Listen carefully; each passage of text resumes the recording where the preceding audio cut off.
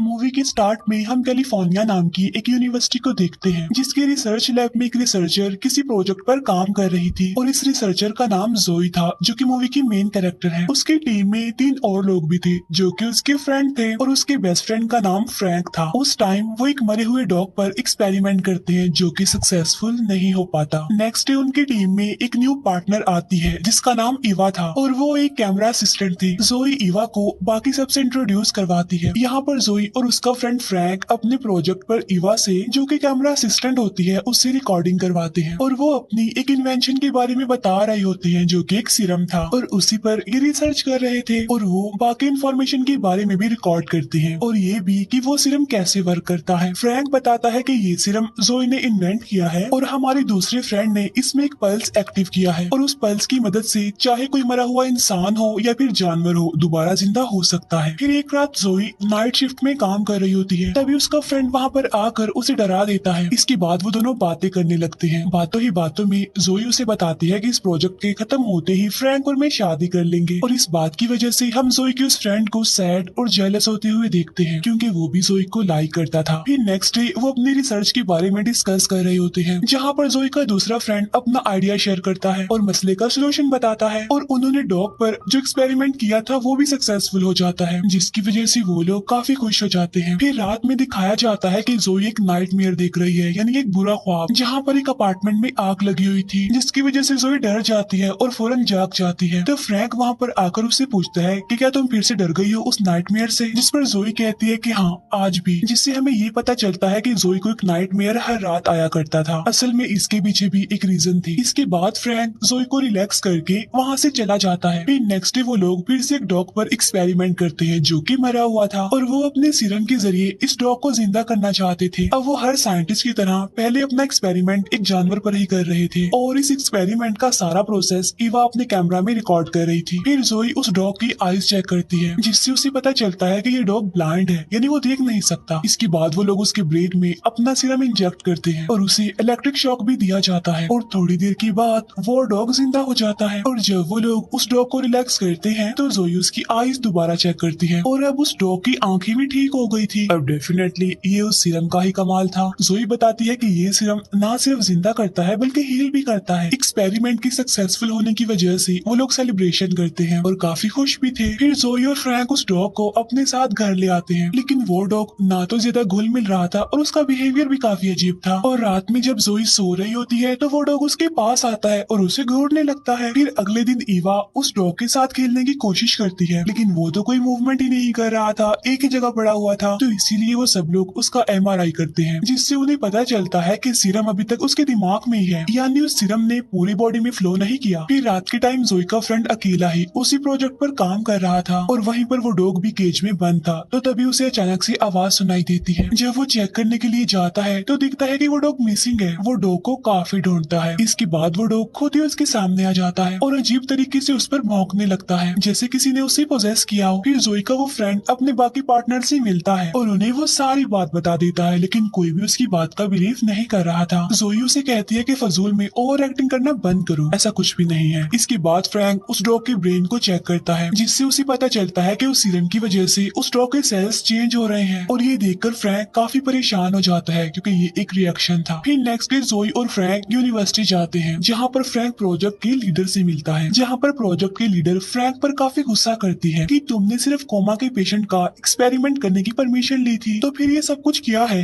क्या चल रहा है, ये तुम किस तरह की अजीब हरकतें कर रहे हो क्योंकि नेचर और गॉड के कामों में इंटरफेयर करने से नुकसान ही होता है। लेकिन फ्रैंक उसे समझाने की काफी कोशिश करता है कि देखें इन्वेंशंस ऐसे ही होती हैं और हम ये सब कुछ इंसानों की भलाई के लिए ही तो कर रहे हैं, कुछ गलत तो नहीं है ये। वो कहता है कि आपको किसी ने गलत न्यूज दी है, हम कुछ भी गलत नहीं कर रहे। वो पूछता है वैसे किसने कहा है आपको ऐसा, लेकिन इस पर वो प्रोजेक्ट के लीडर कुछ नहीं कहती, बस सिर्फ इतना कहती है कि वो लैब किसी ने खरीद ली है और वो सारी की सारी रिसर्च भी, जिस पर फ्रैंक कहता है कि हम अपनी रिसर्च किसी को नहीं बेच सकते ऐसे। दूसरी तरफ उनके लैब पर भी छापा पड़ जाता है और तो और उनकी रिसर्च के लिए फंडिंग भी बंद कर दी गई थी और सारा डाटा, रिसर्च और इक्विपमेंट्स भी छीनने का ऑर्डर आया है। हालांकि जोई उन्हें काफी समझाने की कोशिश करती है लेकिन ऑफिसर्स उसकी बात नहीं सुनते। तो इसी दौरान चुपके से पीछे के दरवाजे से इवा उस डॉग को अपने साथ लेकर चली जाती है। थोड़ी देर के बाद जब फ्रैंक वापस आता है तो वो देखते हैं कि उनकी सारी मेहनत पर पानी फिर गया है, सब कुछ उनके उसके हाथ से चला गया है। फिर नेक्स्ट डे वो सब लोग डिस्कशन करने लगते हैं। जोई कहती है कि मेरा शक तो ईवा पर है कि इसी ने ही वो वीडियो लीक की होगी। फिर वो लोग डिसाइड करते हैं कि हम सीक्रेटली ही इस एक्सपेरिमेंट को आगे बढ़ाएंगे। अब जाहिर सी बात है कि एक्सपेरिमेंट को लेकर उनके पास कुछ बचा तो था नहीं, तो इसीलिए वो कहती हैं कि हमें दोबारा से खुद को प्रूव करना होगा कि वो सीरम हमने ही बनाया था। और जोई सीरम का एक सैंपल चुरा कर लाने में कामयाब हो गई थी, जिसे वो सबको दिखाती है। और ईवा भी अपने साथ एंट्री कार्ड रखने में कामयाब हो गई थी, क्योंकि वो सबकी नजरों से बचकर वहाँ से निकल चुकी थी। ईवा एंट्री कार्ड दिखाकर डॉग के साथ वहाँ पर चली जाती है और वो बाकी लोगों को भी पिछले डोर के जरिए लैब में ले आती है। और अब वो अपना एक्सपेरिमेंट एक बार फिर से स्टार्ट कर देते हैं। अब उनके पास जो सैंपल होता है उससे वो और ज्यादा बनाते हैं और अपना एक्सपेरिमेंट स्टार्ट कर देते हैं। इस बार वो लोग एक दूसरे डॉग पर एक्सपेरिमेंट कर रहे थे। पहला डॉग भी वहाँ पर केज में बंद था और वो भी वो सब कुछ देख रहा था। ईवा भी पहले की तरह रिकॉर्डिंग कर रही थी और जोई भी पहले की तरह इलेक्ट्रिक शॉक देने के लिए मेन स्विच को ऑन करने लगती है। और जब वो मेन स्विच को ऑन करती है तो उस ज्वेलरी की वजह से जो कि उसने पहन रखी थी लाइट्स ऑफ हो जाती हैं, जिसकी वजह से काफी बड़ा इलेक्ट्रिक शॉक जोई को लग जाता है, जिसकी वजह से मौके पर ही उसकी मौत हो जाती है।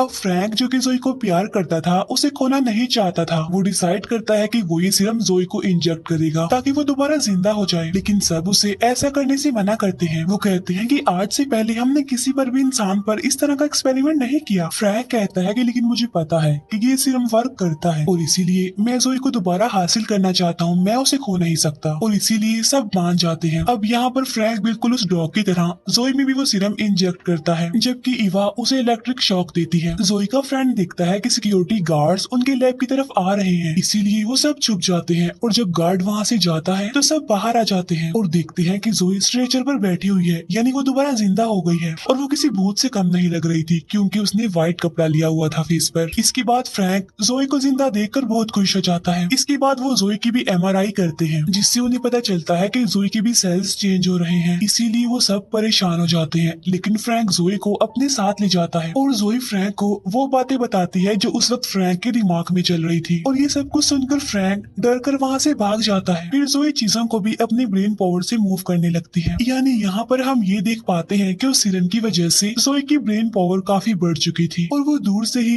लोगों का ब्रेन पढ़ सकती है, उनकी बातें सुन सकती है। और अचानक से उसकी उंगलियां भी नीली होने लगती हैं। और जब वो मिरर में देखती है तो वो भी टूट जाता है और मिरर यहाँ पर उसकी 2 रिफ्लेक्शन दिखा रहा था। फिर वही डॉग जोई के पास आकर उस पर भौंकने लगता है और यहाँ पर जोई अपनी ब्रेन पावर को यूज करते हुए उस डॉग को मार देती है। इसके बाद वो डरते हुए फ्रैंक के पास आती है और उसे बताती है कि मैं पहले जैसे नहीं रही, मैं चेंज हो गई हूँ, मेरे साथ सब कुछ अजीब हो रहा है, लोगों के ब्रेन में क्या चल रहा है, वो क्या बोल रहे हैं, मुझे सब कुछ पता चल रहा है। और जब मैं मर गई थी तो काफी सालों से मैं एक जगह पर ही फंसी रही, जहाँ पर मुझे लोगों की चीखें सुनाई देती थी और मुझे लगता है वो हेल थी। फ्रैंक कहता है कि तुम सिर्फ कुछ मिनट के लिए ही मरी थी और ये एक साइड इफेक्ट हो सकता है, परेशान मत हो। इसके बाद फ्रैंक जोई को नींद का इंजेक्शन लगा देता है और जब जोई सो रही थी तो ईवा उसके पास आती है, लेकिन ऐसा होते ही जोई की ब्रेन पावर से ईवा भी जोई के ड्रीम में चली जाती है। और ये वही नाइटमेयर था जो जोई हमेशा देखा करती थी। यानी जब जोई छोटी थी ईवा उससे बात करने की कोशिश करती है, लेकिन वो कुछ भी नहीं कहती और इसके बाद ईवा की आंख खुल जाती है। फ्रैंक उसे बताता है कि असल में ये जोई का नाइटमेयर है जो उसे हमेशा तंग करता था। असल में जब जोई छोटी थी तो उसकी बिल्डिंग में आग लग गई थी, जिसके ख्यालों से आज तक जोई बाहर नहीं आ पाई। लेकिन वो देखती है कि ईवा के हाथ पर जलने के निशान है, जैसे कि वो सचमुच उस नाइटमेयर में गई हो और ये सब कुछ उस सीरम की वजह से हुआ था। फ्रैंक कहता है कि इस बारे में मुझसे कुछ मत पूछो, कुछ नहीं जानता मैं। ये कहकर वो वहाँ से चला जाता है। जोई का फ्रेंड ईवा को बताता है कि उस सीरम की वजह से जोई की ब्रेन पावर काफी बढ़ चुकी है, यानी वो डेवलप हो चुकी है। और ऐसा उस डॉग के साथ भी हुआ था, लेकिन अब क्योंकि वो जानवर था इसीलिए हमें पता नहीं चल पाया कि आखिर उस डॉग के साथ चल क्या रहा है। और जोई जब नींद से जागती है तो उसकी आंखें बिल्कुल ब्लैक हो गई थी। इसके बाद जोई का वो फ्रेंड जो उसे पसंद करता था उसे ढूंढने लगता है, लेकिन जोई उसे नहीं मिलती। लेकिन फिर थोड़ी देर के बाद वो उसके पीछे से आ जाती है और यहाँ पर जोई उसके साथ अजीब हरकतें करने लगती है, क्योंकि उसने उसका दिमाग पढ़ जो लिया था। जोई का फ्रेंड उसे पीछे की तरफ पुश करता है, जिसकी वजह से जोई को गुस्सा आ जाता है। जोई कहती है कि तुम सबके साथ बहुत बुरा होगा, कुछ भी ठीक नहीं होगा, जिस पर जोई का फ्रेंड कहता है कि नहीं, सब कुछ ठीक हो जाएगा। और उसकी आईज ब्लैक हो जाती है एक बार फिर से। जोई बगैर उसे हाथ लगाए ही कबर्ड में फेंक कर दरवाजा बंद कर देती है और उसे बहुत ही बुरे तरीके से क्रश करके मार देती है और उसका सारा खून बाहर निकलने लगता है। और इसके बाद जोई जाकर दोबारा से सो जाती है और जब वो सारे लोग वापस वहाँ पर आते हैं तो उन्हें अपना वो फ्रेंड नहीं मिल रहा होता और जोई यहाँ पर ऐसे रिएक्ट करती है जैसे उसे कुछ पता ही ना हो। तब जोई के फ्रेंड को उस पर शक होने लगता है कि ये सारा की धरा जोई का ही है, इसीलिए वो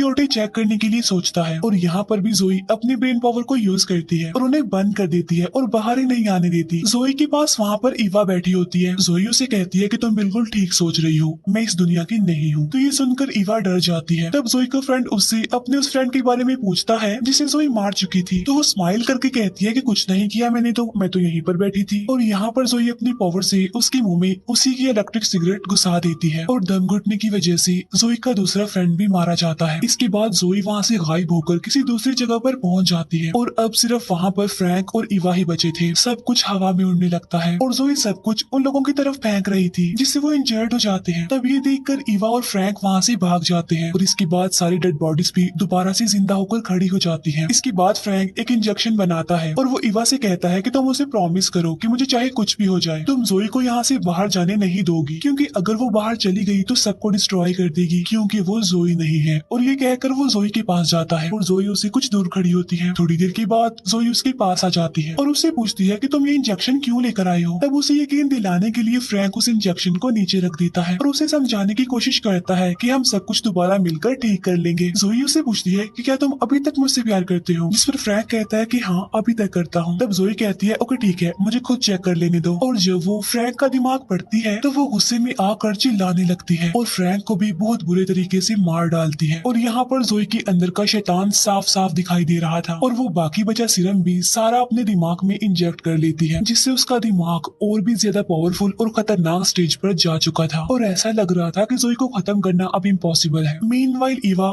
2 इंजेक्शन बनाकर उन्हें छुपाकर बाहर आती है और तब जोई उसके पीछे होती है। इसके बाद जोई उसे दूर फेंक देती है। फिर इसके बाद ईवा किसी तरह बचकर वहाँ से भाग जाती है। इसके बाद वो दरवाजा बंद कर देती है और वो देखती है कि वहाँ पर बचपन वाली जोई खड़ी हुई है। ये वही नाइटमेयर था जो जोई को आता था और ईवा भी पहले इसे देख चुकी थी, यानी वही अपार्टमेंट जहाँ पर आग लगी हुई थी। ईवा छोटी जोई को देखती है जिसके हाथ में माचिस थी। इसका मतलब साफ था कि उस अपार्टमेंट को आग जोई नहीं लगाई थी और वो अपनी इस गलती के बारे में अपने एक फ्रेंड से भी डिस्कस करती है जब उसे वो मार रही थी कबर्ड में बंद करके। इसके बाद जोई दरवाजा तोड़कर बाहर आ जाती है जिसका पूरा फेस जल रहा था और काफी डरावना लग रहा था। यहाँ पर ईवा छोटी जोई को कहती है कि तुम्हारा कोई कसूर नहीं है, तुम अभी भी कुछ लोगों को बचा सकती हो दरवाजा खोलकर। और छोटी जोई जब दरवाजा खोलती है तो वो रियलिटी में आ गई थी, यानी पहले वो नाइटमेयर में थी जहाँ पर ईवा जोई के पेट में वो इंजेक्शन लगा देती है। वो उसे सॉरी बोलकर दूसरा इंजेक्शन उसके गले में लगा देती है जिससे जोई मर जाती है और ईवा वहाँ बैठकर रो रही होती है। इसके बाद ईवा को रेस्क्यू किया जाता है। वो रेस्क्यू ऑफिसर के गले लगकर बहुत रोती है और सब बताती है कि मैंने ही जोई को मार दिया अपने हाथों से। लेकिन वो देखती है कि जोई की डेड बॉडी गायब है वहाँ से। वो देखती है कि रेस्क्यू ऑफिसर कोई और नहीं बल्कि जोई है। इसके बाद जोई ईवा को भी मार देती है।